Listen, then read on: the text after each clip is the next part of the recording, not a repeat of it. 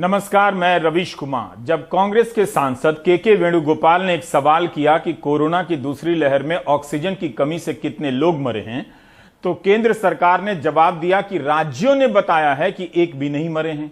इस एक जवाब के सैंपल से पता चलता है कि सरकार किस तरह काम करती है और काम नहीं करती है। इस जवाब को लेकर बीजेपी के प्रवक्ता और गोदी मीडिया ने आपका टाइम खराब किया कि राज्यों ने कहा है कि एक भी नहीं मरे हैं, तो नहीं मरे हैं। अब खबर आई है कि सरकार राज्यों से पूछेगी कि ऑक्सीजन की कमी से कितने लोग मरे हैं। इससे तो यही पता चलता है कि बिना राज्यों से पूछे सरकार ने संसद में कह दिया कि ऑक्सीजन की कमी से किसी की भी मौत नहीं हुई। यह उस सरकार के काम का रिकॉर्ड है जो इन दिनों खुद को पीड़ित की तरह पेश कर रही है कि विपक्ष संसद नहीं चलने दे रहा है। ऐसा नहीं है कि विपक्ष के सांसद केवल बहिष्कार ही करते हैं और स्पीकर के आसन के नजदीक जाकर बैनर दिखाते हैं, नारे लगाते हैं। इसका भी एक कारण है और जवाबदेही सरकार पर जाती है। गोपालगंज में हमारे सदन की कार्रवाई 11:45 तक स्थगित की जाती है। मंगलवार और बुधवार को लोकसभा और राज्यसभा में विपक्ष आक्रामक दिखा। मंगलवार को लोकसभा की कार्यवाही 10 बार स्थगित करनी पड़ी और बुधवार को लोकसभा में पेपर फाड़ने की घटना हुई, स्थगित की जाती है। राज्यसभा में भी विपक्ष इस बात को लेकर आक्रामक है कि सरकार स्थगन प्रस्ताव के तहत चर्चा कराए। अगर सरकार विपक्ष की यह मांग मान लेती और पेगासस जासूसी कांड पर चर्चा करा लेती तो विपक्ष को रोज रोज आक्रामक होने का मौका नहीं मिलता। स्थगन प्रस्ताव विपक्ष का अधिकार है। सरकार किसी भी मुद्दे पर चर्चा की बात तो करती है, लेकिन किसी भी नियम के तहत चर्चा की बात नहीं करती है। जब सरकार पाक साफ है और बहुमत से लबालब है, तो फिर किसी भी नियम के तहत पेगासस पर चर्चा से क्यों इनकार करती है? सरकार कहती है कि आईटी मंत्री का जवाब काफी है और उनके जवाब की कॉपी तृणमूल के सांसद ने फाड़ दी। तृणमूल सांसद डेरेक ओब्रायन ने आज आरोप लगाया कि राज्यसभा में जब विपक्ष ने आवाज उठाने की कोशिश की तो उसका प्रसारण रोक दिया गया। कल आपके समक्ष हमने कहा था, कल ही, कि पार्लियामेंट के दो फंक्शन है, चर्चा और विधेयक। हम विधेयक पर भी चर्चा चाहते हैं, लेकिन जो गंभीर मसले हैं, राष्ट्रीय सुरक्षा से जुड़े हुए मसले हैं, उस पर आप पर्दादारी नहीं कर सकते। और एक विस्तृत चर्चा हो, किसी आईटी मिनिस्टर की मौजूदगी में नहीं, गृह मंत्री या प्रधानमंत्री जी की मौजूदगी में विशद चर्चा हो, ताकि दूध का दूध और पानी का पानी हो। अन्यथा ये जो पार्लियामेंट को बुलडोज करने की आपने रवायत शुरू की है ना, इसके पक्ष में एक विकल्प जनता खुद तय कर देगी कि आपके अहंकार को कैसे चुनौती दी जाए। कांग्रेस यूपीए की सरकार थी तो क्या कार्य स्थगन में स्वीकार करके कभी चर्चा कराती थी? चर्चा करने के लिए बहुत से नियम हैं। उस आप रूल ऑफ बुक्स में जाइए, 183, 193 है, 184, तो उन जो नियमानुकूल जो प्रस्ताव जिस नियम में आना चाहिए उसमें आप दें, स्पीकर साहब स्वयं उसको स्वीकार करके चर्चा कराएंगे। लेकिन वो कार्य स्थगन दे करके क्वेश्चन आवर आप नहीं चलने देना चाहते। क्वेश्चन आवर किसका होता है? प्रतिपक्ष का भी है, खाली सत्ता पक्ष नहीं। उसमें तो हम माननीय मंत्रीगण को जवाबदेह बनाते हैं। अब मैं विपक्ष की बात थोड़ी देर के लिए रोककर सरकार की बात करता हूं। सरकार विपक्ष पर हमलावर है कि विपक्ष काम नहीं करने दे रहा है। सरकार यही नहीं बताती है कि वह हंगामे का फायदा भी उठाती है। इस सत्र में दो कानून बिना चर्चा के पास हुए हैं। अगर आप रूल्स ऑफ प्रोसीजर देखें राज्यसभा के, उसमें अगर दिन है, अगर हाउस ऑर्डर में नहीं है, तो आप, और डिवीजन किसी ने मांगी है, तो आपको पहले कार्यवाही को स्थगित करके हाउस को ऑर्डर में लाना पड़ेगा, फिर डिवीजन करना पड़ेगा, उसके बाद ही। तो ये तो कानून जो आज बनाया गया है, ये बड़ी वीक ग्राउंड पे बनाया गया है। जब तालाबंदी थी, संसद का सत्र नहीं था, तब अध्यादेश के जरिए कृषि कानून लाए गए। और जब संसद में विपक्ष किसी महत्वपूर्ण विषय पर एक नियम के तहत चर्चा की मांग करता है तो सरकार चर्चा नहीं करती और बिल पास करा लेती है। सदन में व्यवस्था कायम करना सरकार का काम है, न कि उसका लाभ उठाकर बिना चर्चा के बिल पास कराना। दिसंबर 2019 याद कीजिए, पूरे देश में नागरिकता कानून के मसौदे का विरोध चल रहा था। क्या जनता की आवाज सुनने का दावा करने वाली सरकार ने इनमें से किसी से बात की?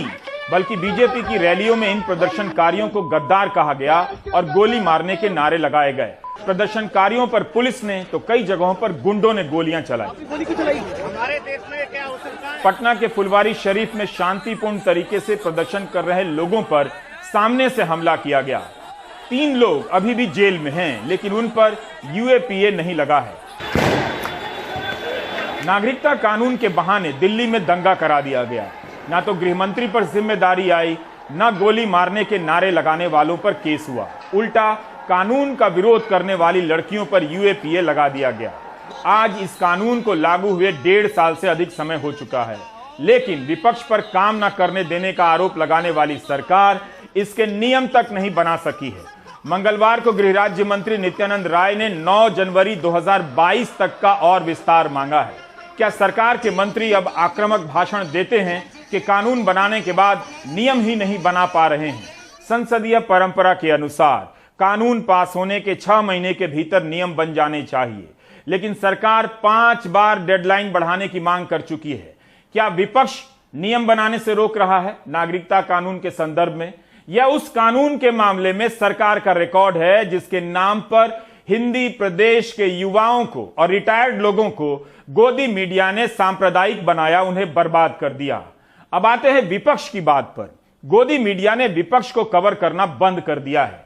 चैनलों और अखबारों में विपक्ष से जुड़ी खबरें 4-5 लाइन की होती हैं। उन खबरों को आधे अधूरे तरीके से लिखा जाता है। आप विपक्ष से जुड़ी खबरों और सरकार से जुड़ी खबरों के डिटेल को पढ़िए, फर्क पता चलेगा। मीडिया के जरिए जनता की आवाज सरकार और जनता तक पहुंचाने का रास्ता विपक्ष के लिए करीब करीब बंद हो चुका है। अब सड़क का हाल देखिए। राहुल गांधी ने ट्रैक्टर चलाकर संसद के बाहर प्रदर्शन किया। किसी भी लिहाज से राहुल का ट्रैक्टर चलाना आक्रामक नहीं था, न देश की सुरक्षा को खतरा था। लेकिन क्या आपको पता है कि पुलिस इस मामले में जांच कर रही है कि ट्रैक्टर लाने की रणनीति किसने बनाई? ट्रैक्टर दिल्ली तक कैसे आया? जिस कंटेनर में लाद कर आया उसके ड्राइवर से पूछताछ हो रही है, मालिक की पहचान की गई है। इस तरह से तो कोई व्यक्ति विपक्ष की राजनीतिक गतिविधियों के लिए पोस्टर तक नहीं छापेगा। जांच ऐसे हो रही है जैसे ट्रैक्टर नहीं बम लाया गया हो। क्या यह चिंता की बात नहीं है कि एक सामान्य सी राजनीतिक गतिविधि को आपराधिक गतिविधि की तरफ पेश किया जा रहा है? आप चेक कर सकते हैं कि ज्यादातर अखबारों में किसान आंदोलन और राहुल के ट्रैक्टर चलाने की घटना को छोटी छोटी तस्वीरों और 2-4 लाइन के साथ निपटा दिया जाता है। 1973 में जब पेट्रोल का दाम 7 पैसा बढ़ा था, तब अटल बिहारी वाजपेयी संसद के भीतर बैलगाड़ी लेकर आ गए थे। तब इसे न्यूयॉर्क टाइम्स ने भी कवर किया था।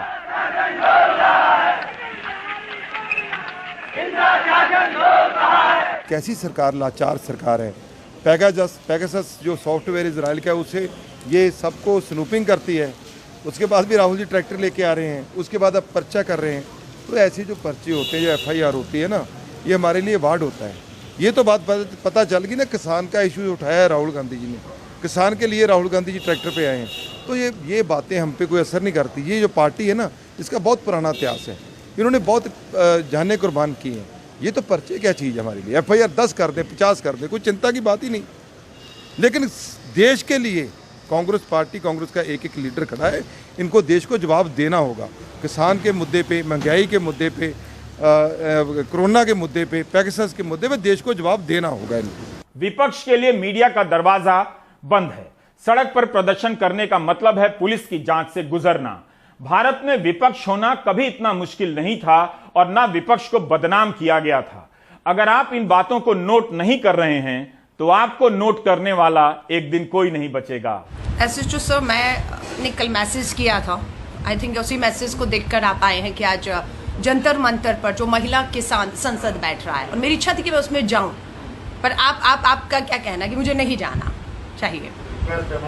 आप रिक्वेस्ट कर रहे हैं, और मैं अगर रिक्वेस्ट नहीं मानूं तो ये गैर कानूनी तो नहीं होगा?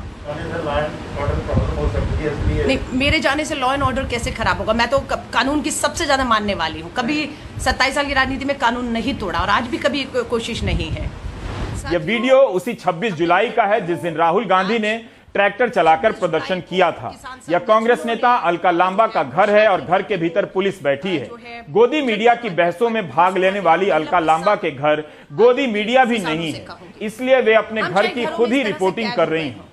आप नागरिक बताएं कि दिल्ली में किसी नेता को किसान आंदोलन में हिस्सा लेने के लिए इस तरह से रोका जाना सही है? जब पुलिस घर में घुसकर बाहर आने से रोकेगी तब विपक्ष कैसे जाएगा, और जाएगा तो गोदी मीडिया नहीं दिखाएगा तो आपको विपक्ष कहां से दिखेगा? मेरे घर में जो है वो पुलिस आ चुकी है। उनका कहना है कि वो मुझसे निवेदन कर रहे हैं कि मैं जंतर मंतर ना जाऊं। जिस तरह से हाल के वर्षों में विपक्ष के प्रदर्शनों पर, कार्यकर्ताओं पर लाठियां चली हैं, वह अप्रत्याशित है। अगर इसकी गिनती हो जाए तो आपका नजरिया ही बदल जाएगा।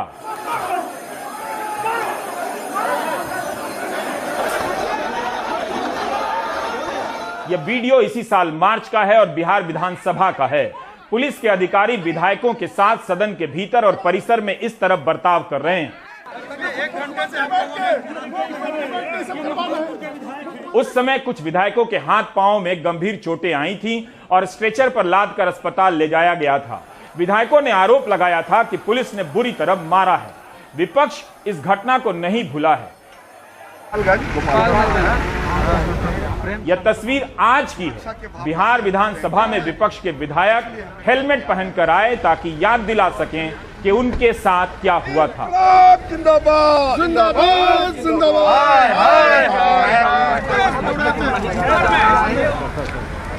देखिए, लगातार विधायकों के ऊपर जो हमला हुआ है विधानसभा के अंदर, लोकतंत्र के मंदिर में लोकतंत्र का हत्या, विपक्ष की आवाज को दबाया जा रहा है, कुचला जा रहा है, लात और घूसों से मारा जाता है विधायकों को।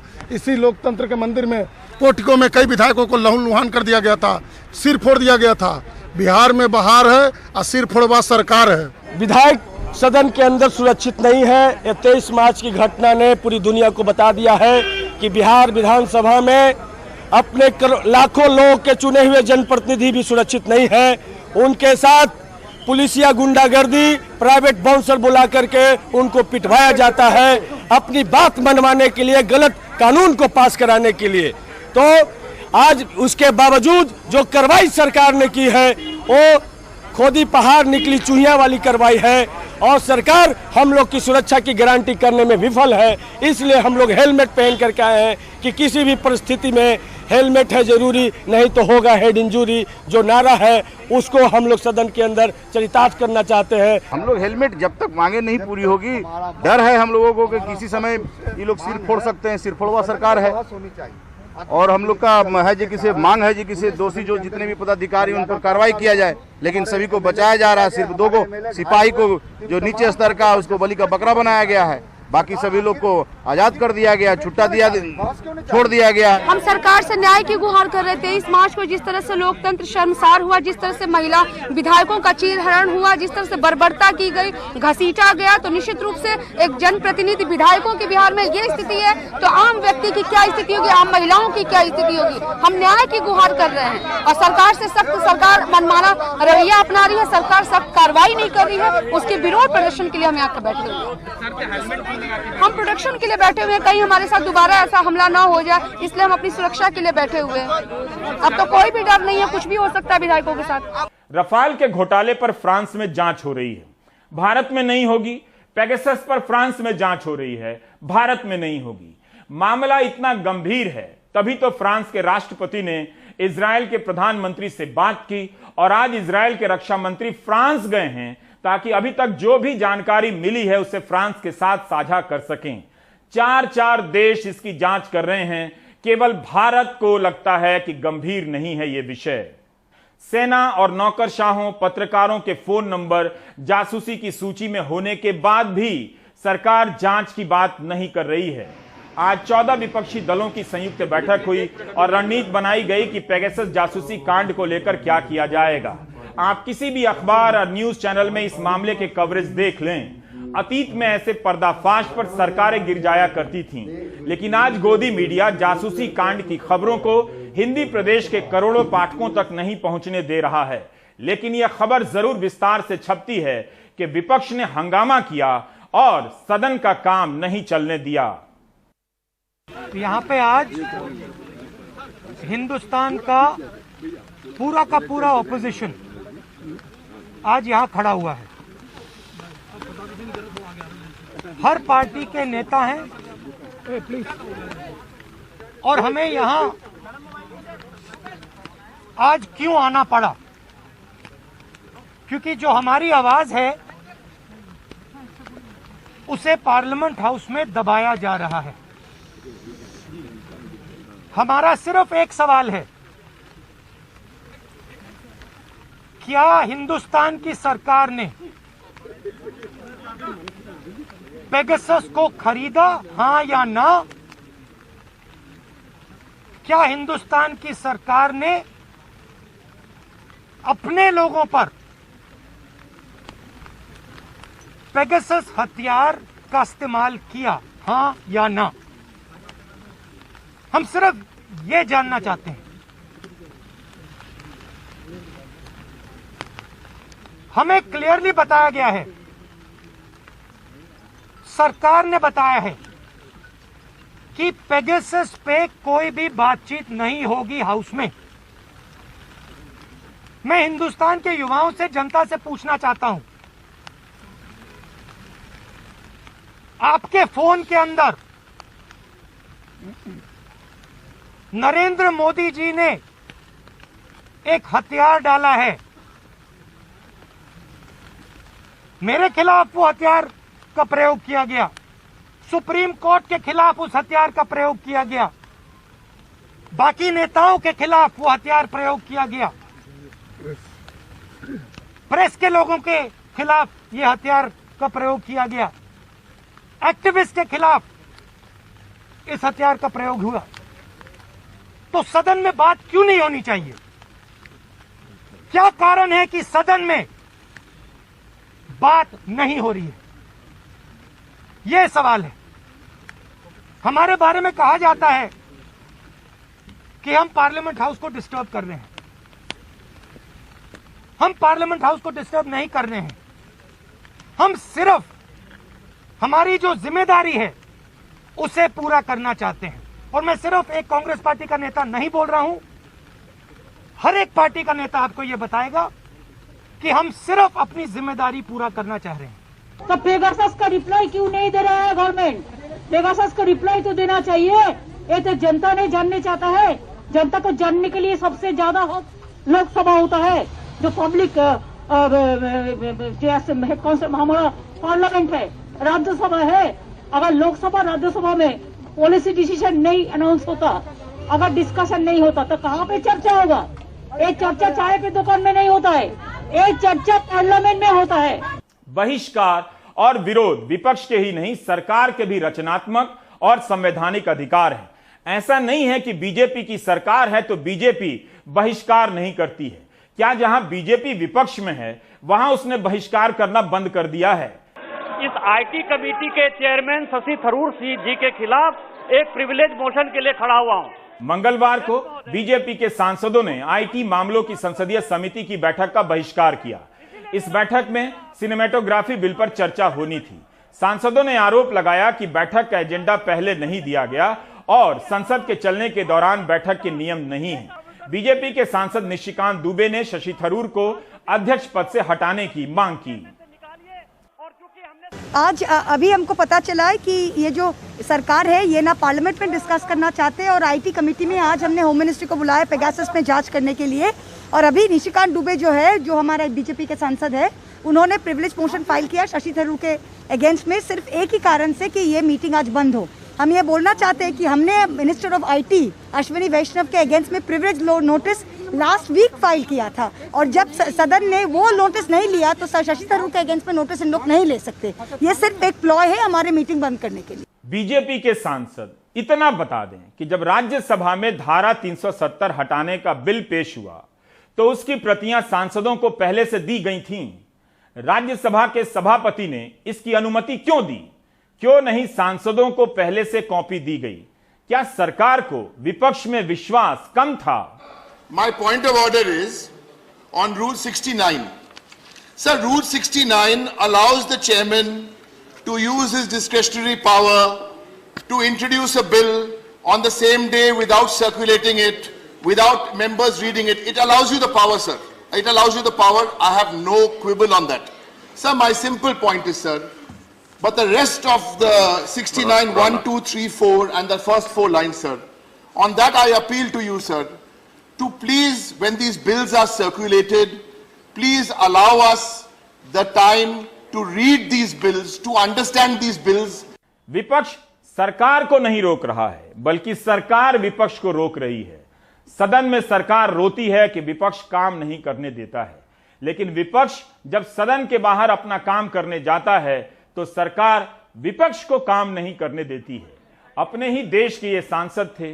धारा 370 के हटने के बाद जब विपक्ष के नेता कश्मीर का दौरा करने गए तो उन्हें श्रीनगर एयरपोर्ट से ही लौटा दिया गया, लेकिन उसके कुछ दिनों बाद किसी को पता नहीं था कि यूरोपियन यूनियन के ये सांसद किसके बुलावे पर भारत आए हैं, लेकिन इन विदेशी सांसदों को कश्मीर का दौरा कराया गया और वो भी पूरी सुरक्षा के साथ।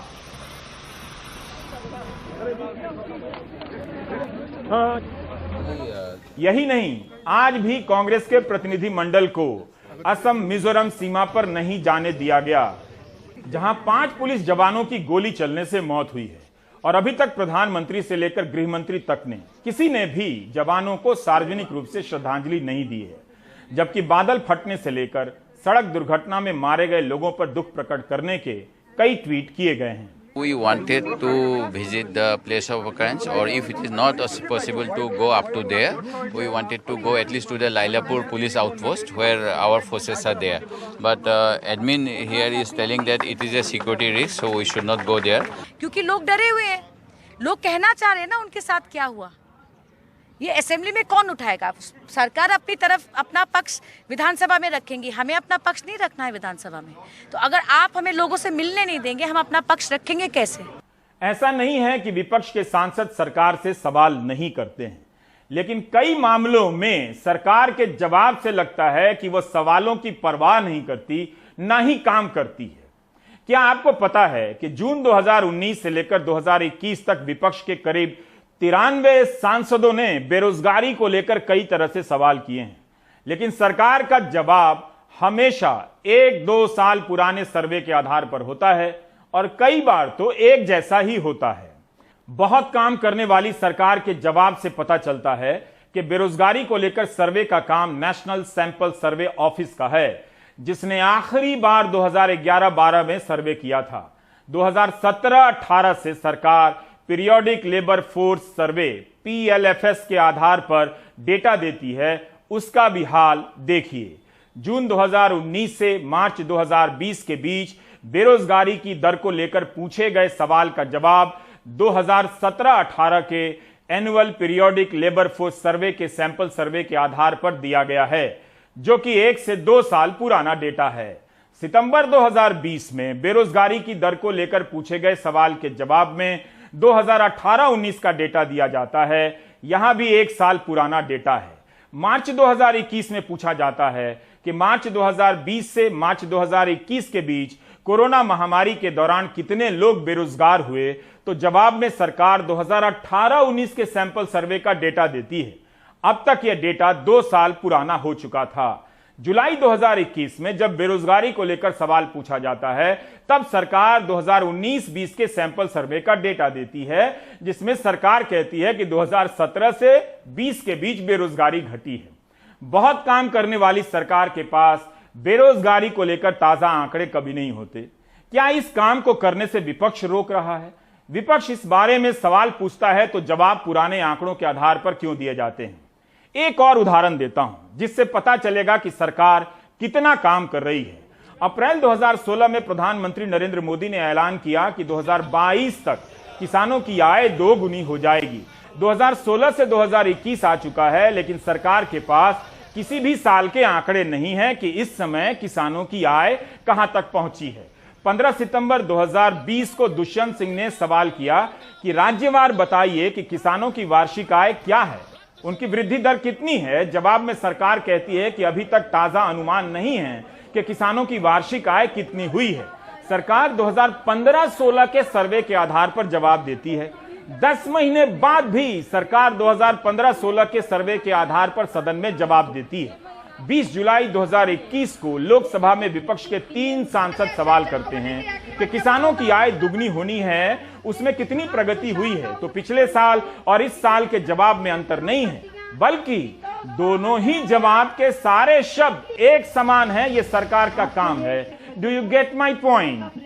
सरकार विपक्ष पर आरोप लगाती है कि विपक्ष सदन नहीं चलने देता है, लेकिन सदन में सरकार के जवाब से पता चलता है कि उसके काम का रिकॉर्ड क्या है, जवाब देते समय उसकी तैयारी, ईमानदारी कितनी है।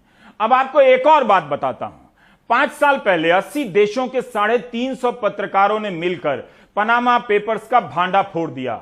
इस प्रोजेक्ट में चार्टर्ड अकाउंटेंट से लेकर अंतर्राष्ट्रीय वित्तीय कानूनों के जानकार वकील भी थे, क्योंकि इस तरह के जटिल दस्तावेजों को देखना, जांच करना, अलग अलग देशों में खंगालना एक देश के पत्रकार के बस की बात नहीं। इसलिए कुछ मामलों में कई देशों के पत्रकार एक साथ मिलकर रिपोर्टिंग करते हैं। भारत में इंडियन एक्सप्रेस पनामा पेपर्स की खोज का हिस्सा था, जिस तरह इस बार पेगासस प्रोजेक्ट में द वायर है। पनामा पेपर्स के तहत 350 पत्रकारों ने 1 करोड़ से अधिक दस्तावेजों की जांच की थी। यह कोई इस तरह की जांच नहीं है कि राहुल गांधी के लिए ट्रैक्टर किसके ट्रक में लाया गया और उसका मालिक कौन था। रवीश, इनकी एक कंडीशन थी और एक फॉर्मल एग्रीमेंट भी हमने इनके साथ साइन करी आईसीआईजे के साथ, जिसमें लिखा था कि आप एम्बार्गो को मेंटेन करेंगे, आप अच्छा काम करेंगे और आप क्रेडिट देंगे आईसीआईजे को। ये सब और कहीं पलट जाए तो इसका भी डर होगा। ये सब था। और जब उनसे बातचीत हुई एग्रीमेंट साइन करने से पहले, तो वो बहुत एम्फसाइज कर रहे थे कि आपको इंटरैक्टिव रहना है। तो इन्होंने एक फोरम बनाया था वेब पे, जिसमें सब सीक्रेट कोड्स और पासवर्ड थे कि आप एक दूसरे को बताते रहेंगे। अगर पाकिस्तान में कोई इंडिया की लीड मिली तो वो हमें बताएंगे, हमें कोई लंदन की लीड मिले हम उसमें डाल देंगे एकदम। तो भी मतलब एक अलग अलग हमको साइलोज में काम नहीं करना, एक दूसरे से इंफॉर्मेशन शेयर करना। पनामा पेपर्स में भी वही गार्डियन अखबार था, वही ज़्यूडॉयचे साइटुंग था, और पेगासस जासूसी कांड का पर्दाफाश भी यही अखबार कर रहे हैं। तब सरकार ने नहीं कहा कि यह अखबार भारत और उसके पूंजीपतियों की छवि बर्बाद कर रहे हैं। सरकार ने जांच की बात मान ली थी। जिस दिन मोदी सरकार पेगासस जासूसी कांड की जांच से इनकार कर रही थी, उसी दिन यानी 26 जुलाई 2021 को निर्मला सीतारमण राज्यसभा में एक लिखित जवाब देती हैं कि 1 जून 2021 तक पनामा पेपर लीक मामले में भारत से संबंधित व्यक्तियों के संबंध में कुल 20,078 करोड़ रुपए की अघोषित संपत्ति का पता चला है। वित्त मंत्री ने कहा कि पनामा पेपर लीक के 46 मामलों में आपराधिक अभियोजन शिकायतें दर्ज की गई हैं, जिनमें 20 मामले आयकर कानून 1961 के अधीन हैं। 20,000 करोड़ की अघोषित संपत्ति का पता चला है।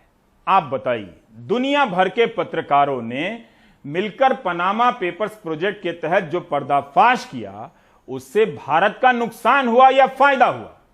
ऐसे तो पनामा पेपर्स के पर्दाफाश का 5 साल से अधिक हो गया, लेकिन अभी भी सरकार इस मामले को अंजाम तक नहीं पहुंचा सकी है। फिर पनामा पेपर्स की तरह पेगासस जासूसी कांड की जांच सरकार क्यों नहीं करा रही? क्या इसलिए कि इस बार जांच के तार सरकार तक पहुंच रहे हैं? ब्रेक ले लीजिए।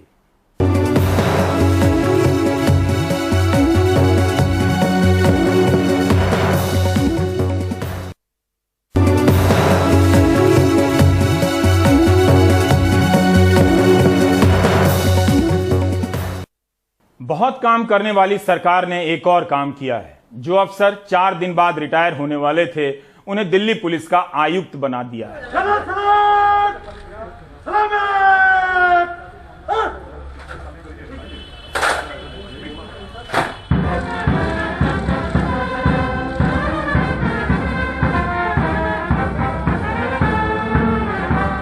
कोविड से जुड़ी 2 अहम खबरें हैं। महाराष्ट्र के चिकित्सा विभाग ने एक अध्ययन किया है, जिससे पता चला है कि राज्य में कोविड से मरने वालों में ज्यादातर ने टीके नहीं लिए थे। 95% मरने वाले कोविड मरीजों ने टीका नहीं लिया था, 5% ने टीका लिया था। टीका लेकर मरने वालों में दोनों डोज लेने वालों की संख्या 12% है। टीका नहीं लेने वाले मरीजों में मृत्यु दर 35% से अधिक है, तो टीका लेने वाले मरीजों में 13%। शायद यही कारण है कि दुनिया के अन्य देशों से अलग भारत में टीका केंद्रों पर काफी भीड़ देखी जा रही है। लोग टीका लगाना चाहते हैं। कोरोना को लेकर लोग फिर से लापरवाह होने लगे हैं। सतर्क रहने की जरूरत है, क्योंकि देश में कोरोना के मामले एक बार फिर से पांव पसारने लगे हैं। पिछले 20 दिनों में बुधवार को सबसे ज्यादा मामले सामने आए। 50% केरल से, 30% महाराष्ट्र से और उत्तर पूर्व के राज्यों से। दूसरी लहर के दौरान 4 लाख से गिरकर रोजाना 1 लाख मामलों के आंकड़े तक आने में 37 दिन लगे, पर अब 51 दिनों से रोजाना मामलों के आंकड़े 40,000 के आसपास ही थम गए हैं। आखिर क्या वजह है कि मामलों की रफ्तार घट नहीं रही है? आप सावधान रहिए। आप देख रहे थे प्राइम टाइम। नमस्कार।